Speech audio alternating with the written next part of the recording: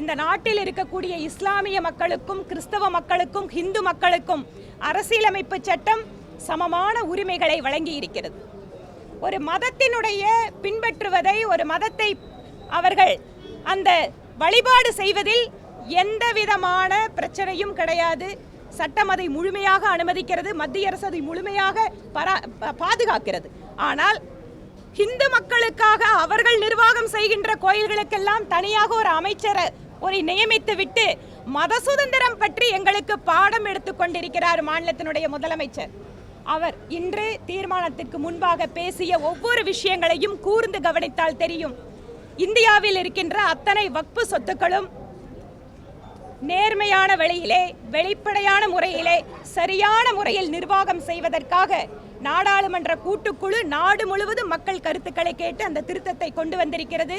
இவர்களுடைய வழக்கமான திராவிட முன்னேற்ற கழகத்தினுடைய வழக்கமான சிறுபான்மை பெரும்பான்மை என்று பிரித்து பார்த்து அரசியல் செய்கின்ற அந்த அரசியலுக்காக இன்று ஒரு தீர்மானத்தை கொண்டு வந்து இன்னும் ஒரு நாடகத்தை நடத்தி கொண்டிருக்கிறார்கள்.